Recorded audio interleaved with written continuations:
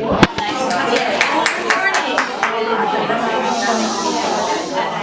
you for coming this morning. We have 2 new members, as you can see.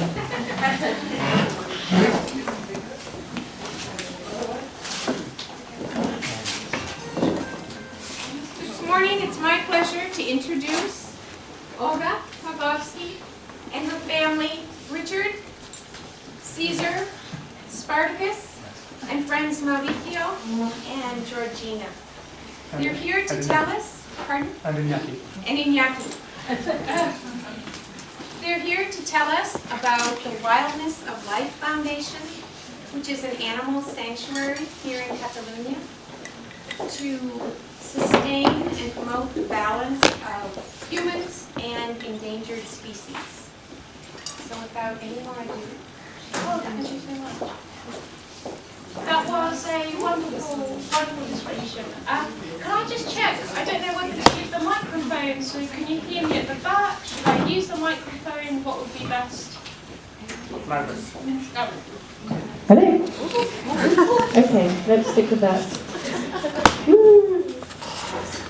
So, Tess, thank you so much for this invitation. We are just starting out, so I want to say how we appreciate being here, because for us as a foundation, this is the start of our journey. We're just going through the very fun process of finalising our registration here in Catalonia, and events like this really, really help us to just push a little bit further and hear people's feedback on where it is we're going.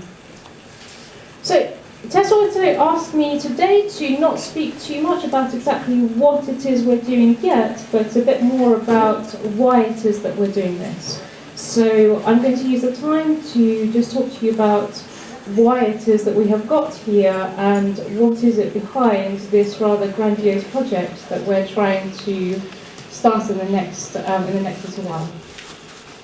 So, I just want to start here with a book that I certainly read in Russian as a little girl, and I don't know who else has read this, been read it, or even read it to children, grandchildren, relatives recently. Yeah? Everybody. And isn't that fascinating? Because this is a book which was started to be told as a story back in the 10th century. And I imagine there's people from every continent in here, and that's quite an incredible thing. So if you remember that this is something that across the world we've carried on for 10 centuries, just let that stay with you as we go through this talk. Because something else from the Middle Ages is one of these.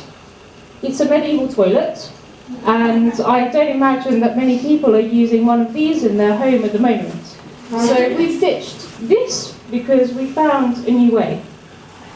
Something else that we decided wasn't such a good idea is hunting witches, and I don't expect that many people have had one of those in their neighbourhood too recently. And something else that we've left behind is makeup that had lead content in it, which is something that caused Queen Elizabeth I of England a lot of distress. So we left all those things, and one thing that we actually retain all across the world is the hunting of wild animals, just like this one, of many predators, sometimes not predators, but they're really the same as us in the fact that they just want to be left in peace, and actually all they want is to have a family. And for some reason, we've decided to keep that. And it took me 30 years to just actually ask the question of why is it that we do that? And really this presentation is just to look at how I got there and what I think would be right for us to do about it. So, my life started out in the Soviet Union, and if you look at this photo, you would probably see that I come from a background of very, very geeky people. And if I tell you that now I run a cybersecurity company and you look at this photo, you probably wouldn't be surprised. So the kind of dinner conversations that we had with my grandparents, I won't even go into, But we lived in a place which can be seen as very soulless because it has all of these skyscrapers, and this is Moscow. Now, what I love about Moscow that many people hate is because you build up. You leave a lot of land for the animals. And here, let's use this awesome pointer, here is an enormous forest which stretches beyond the eye, what the eye can see, and this is Moscow, and there are wolves living here. And I know that because my grandfather would go and have a walk there and come back and say, today I saw a wolf, especially in winter. And I said, oh, Granddad, oh my God, Granddad, did he hurt you? Did he lunge for you? Were you scared? And you're saying, no. They are more afraid of you than you are of them. And already at the age of 4, the Red Riding Hood book, the Three Little Pigs books, they'd already affected me. And when I look back, I realised what a big impression that made on me. Now, the other thing I grew up with was dogs which are even bigger than Caesar and Spartacus, probably about twice the size. These are Central Asian Shepherds, and they use, as far as Mongolia, they use a lot in Kazakhstan to actually fight against the wolf. And this is something that is remaining in some places from the 10th century, and remains their use today. And so, because I grew up with these dogs, it still reminds me that there is a natural balance in some parts of the world. Now we fast forward, and this is a marvellous picture of Caesar and Spartacus that kind of says to me something about the power of their presence to actually help people become friends with animals, as you can just see here. So as I grew up and Richard and I met, we got these dogs and we decided that Britain was not the place for us to live and move to Catalonia. We got here and these dogs were what made us our best friends. People recognise us recognise the dogs way more than they recognise us. No one really cares, we're just the people that own the dogs. It's all about them. And some other things started to happen. We would be walking in the towns near us, or if we walk down the street, you would often see adults, children, people who are afraid of dogs. And sometimes they'll say, oh my goodness, it's a wolf dog, it's a wolf. And as soon as they start to realise that they're friendly, the dogs come and lick their face, or they jump all over them, a barrier really breaks down. Now this started to happen, and Richard, already in the UK, had told me that one day he wished to have a centre where animals could just run free.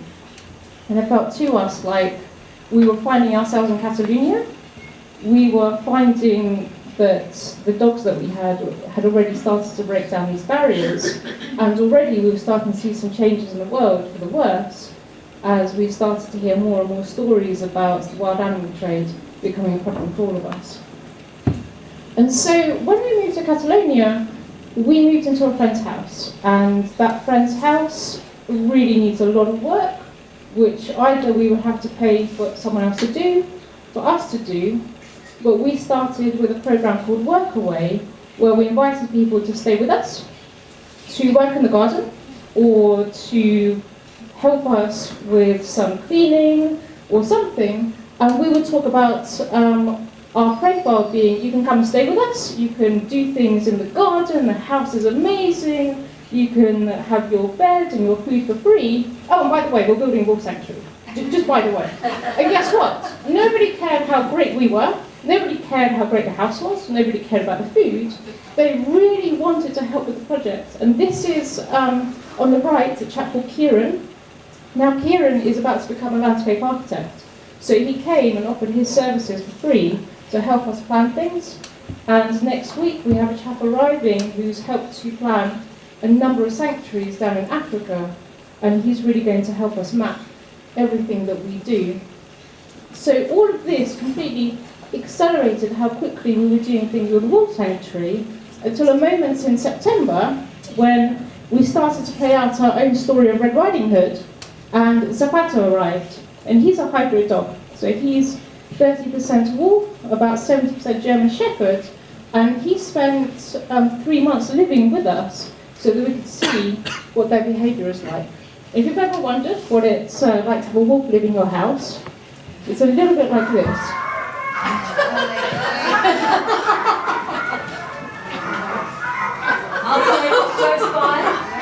No, so our nearest neighbours, by the way, are 2 kilometres, and that's probably only a good thing.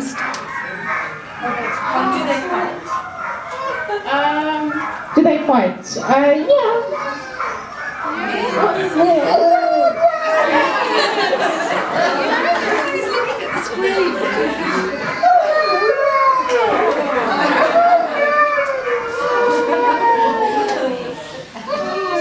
So they're just telling you that they miss their friends dearly. So Pata lived with us. It was marvellous, it was wonderful. And again, I thought, why are we killing these animals? And I realised after reading a lot and having a lot of conversations with people that it was really just about the economy. So, yes, exactly. So when I looked through the history of wolf hunting, the best thing I found to illustrate things through history was some paintings. So this is actually not a painting, it's a tapestry from Italy. You can see that there are people with dogs, they're manually killing the wolves, and they're doing this in a sort of farm setting. So this is, we're fighting to be able to produce resources to feed our families. Same kind of story, this comes from Benelux. You can see there's a village in the background, there are people chasing the wolves away from their farmland. And then you start to get a little bit less like that in later paintings. So this is a painting from Russia. This is one from the United States. This is in the areas that eventually became cattle ranches. And very quickly things started to escalate to the point that you can see this is more a hunt for fun. And somehow the parameters have changed. The human is really starting to become much more powerful than the wolf. It's not the dog